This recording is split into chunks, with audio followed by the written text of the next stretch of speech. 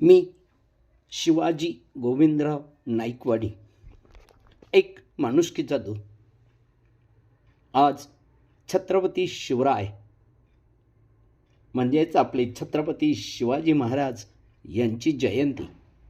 स्वराज्य संस्थापक, रयतेच्या हिताला प्राधान्य देणारा आणि स्त्रियांचा आदर सन्मान करणारा, शेतकऱ्यांना नेहमी पाठबळ देणारा, जाती धर्मावरून भेदभाव न करणारा, स्वराज्यासाठी प्राणाची बाजी लावण्याची प्रेरणा निर्माण करणारा युग प्रवर्तक, रयतेचा राजा, कुळवाडी भूषण छत्रपती शिवाजी महाराज यांना जयंतीनिमित्त कृतिशील विनम्र अभिवादन.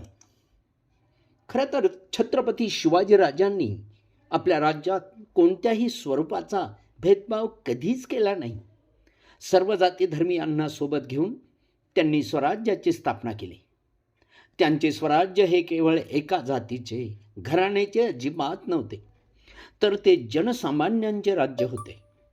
चोहोबाजूंनी मोगल, आदिलशहा, पोर्तुगीज, सिद्धी लचके तोडत असताना रयतेमध्ये त्यांनी जगण्याची, लढण्याची व स्वराज्य निर्मितीची उमेद निर्माण केली. आपण लढू शकतो, आपण जिंकू शकतो आणि उत्तम प्रकारे राज्यकारभार करू शकतो, ही प्रेरणा त्यांनी रयतेत निर्माण केली. महान समाज क्रांतिकारक महात्मा फुले यांना शिवाजी महाराज कुळवाडी भूषण वाटतात. महान संस्कृत पंडित राजाराम शास्त्री भागवतांना शिवाजी महाराज सकल जनवादी राजा वाटतात. प्रसिद्ध मार्क्सवादी नेते कॉम्रेड S.A. डांगे यांना शिवचरित्रात कम्युनिझम दिसतो. शाहीर अमर शेख त्यांचा उल्लेख समाजवादी राजा करतात. शेतकरी संघटनेचे नेते शरद जोशी त्यांचा उल्लेख शेतकऱ्यांचा राजा असं करतात. म्हणजे रयत याचा अर्थ आहे सर्वसामान्य जनता, आम जनता. आम जनतेच्या कल्याणाचे राज्य शिवाजी राजांना अभिप्रेत होतं. हे त्यांच्या अनेक निर्णयावरून स्पष्ट होते. शेतकऱ्यांच्या भाजीच्या देठालाही हात लावू नका, गवताच्या काडीचीही अभिलाषा बाळगू नका, अशा सक्त सूचना त्यांनी आपल्या अधिकाऱ्यांना दिल्या. प्रजेकडून कोणत्याही स्वरूपाची अभिलाषा बाळगू नका, रयतेचं शोषण करू नये, अशी शिवरायांची ठाम भूमिका होती. शिवाजीराजे एका आज्ञापत्रात म्हणतात की लाकूड फाटा हवा असेल ना, तर रयतेकडून त्यांचा मोबदला देऊन व परवानगी घेऊनच खरेदी करावा. बलात्कार सर्वथा न करावा. रयतेवर बळजबरी अजिबात करू नये. त्यांचे आर्थिक, शारीरिक व मानसिक शोषण करू नये, असा सक्त आदेश शिवाजी राजांनी आपल्या अधिकाऱ्यांना दिला. शिवरायांनी आपल्या तिजोरीवर लाखो रुपयांचा बोजा पडला तरी चालेल, अशी ठाम भूमिका घेतली.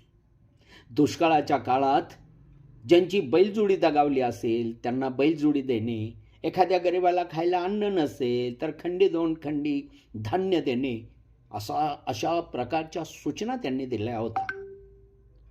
आपली तिजोरी त्यांनी रयतेसाठी रिती केली. ते रयतेच्या कल्याणासाठी वतनदार, सरंजामदार किंवा तत्कालीन व्यापाऱ्यांसाठी नव्हे.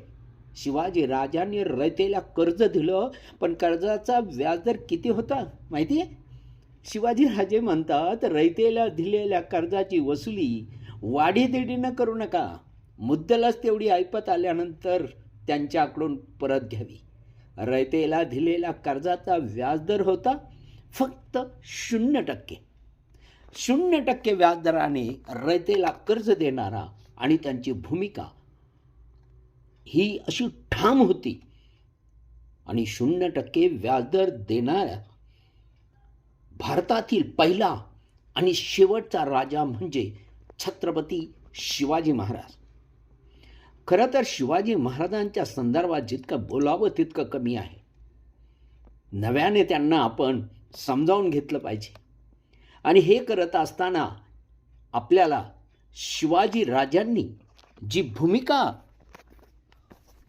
युगप्रवर्तक म्हणून आपल्याला दिलेली आहे, खरं तर शिवराय म्हणजे नव्हे केवळ तलवार, तर एक महान विचार आणि आचार आहे.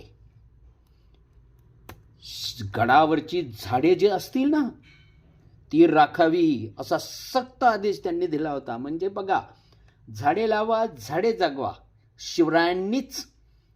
शिवरायांनी काय नाही केलं. शिवरायांनी धर्मनिरपेक्षतेची भूमिका बजावली आणि ही बजावत असताना त्यांनी कोणत्याही परिस्थितीमध्ये रयतेवर अन्याय झाला नाही पाहिजे.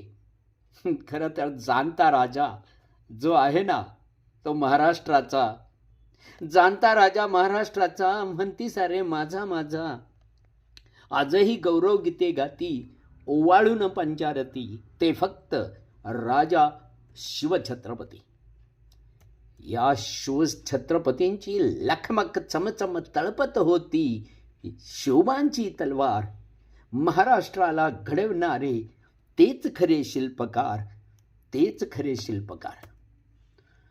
डॉक्टर बाबासाहेब आंबेडकरांनी संविधान लिहित असताना मूल्य जी घेतली आहेत, मला तर असं वाटतं आपण मागे डोकावून पाहिलं पाहिजे. धर्मनिरपेक्ष असलेला आपला हा राजा सर्वांच्या हितासाठी प्रयत्नशील होता. कोणत्याही पद्धतीमध्ये रयतेच्या पिकांची काळजी, नासाडी होऊ नये, काळजी घेतली गेली पाहिजे. म्हणजे पूर्वी मोहिमेच्या काळामध्ये सैन्य उभ्या पिकातून जायचं, पिकांची प्रचंड नासाडी करायची. त्यावेळेस त्यांनी आदेशच काढला, कोणत्याही परिस्थितीत रयतेच्या भाजीच्या देठालाही हात लावता कामा नये, हे आपण समजावून घेतलं पाहिजे. महात्मा ज्योतिराव फुले यांनी शिवरायांची समाधी शोधून काढली. त्यांना कुळवाडी भूषण म्हणजे शेतकऱ्यांचा राजा त्यांनी म्हटलंय. शिवरायांचे हे विचार महात्मा फुले, छत्रपती शाहू महाराज यांनी पुढे नेले. डॉक्टर बाबासाहेब आंबेडकरांनी हेच विचार संविधानात उतरवले. बघा, आणि संविधानाच्या मूळ हस्तलिखितामध्ये पान क्रमांक 141 वर छत्रपती शिवरायांचं चित्र आहे. म्हणजे लोकप्रतिनिधींनी छत्रपती शिवाजी महाराजांचा आदर्श घ्यावा असेच अधोरेखित होते. म्हणजे आज जे भारतीय संविधानाला विरोध करणे म्हणजे शिवरायांच्या विचारांना विरोध करणं, हे लक्षात घेतलं पाहिजे. आज या शिवरायांच्या जयंतीनिमित्त त्यांच्या मार्गावर चालण्याचा आपण वसा घेऊया, आपण शिवशपथ घेऊया. चला तर मग शिवशपथ घेऊया. स्वराज्य करते छत्रपती शिवाजी महाराज यांच्या जयंतीनिमित्त मी अशी शपथ घेतो की शिवरायांचे विचारांचे मी माझ्या आयुष्यात पालन करेन. त्यांनी सर्व जाती धर्माच्या लोकांना सोबत घेऊन स्वराज्याची स्थापना केली. शिवरायांची आज्ञा होती की ज्यांचा जो धर्म असेल त्याने तो करावा, त्यात कुणीही भांडण उभं करू नये. मी शिवरायांचा मावळा, कधीही जाती धर्माच्या नावाने भेदभाव करणार नाही. मी महिलांचा आदर करेन आणि कुणालाही महिलांचा अपमान करू देणार नाही. मी अंधश्रद्धांना बळी पडणार नाही. छत्रपती शिवरायांच्या विचारांना अधिकाधिक लोकांपर्यंत पोहोचवेन. हेच माझे छत्रपती शिवाजी महाराजांना अभिवादन असेल. जय जिजाऊ, जय शिवराय. छत्रपती शिवाजी महाराजांना जयंतीनिमित्त कृतिशील अभिवादन हा मानाचा मुजरा.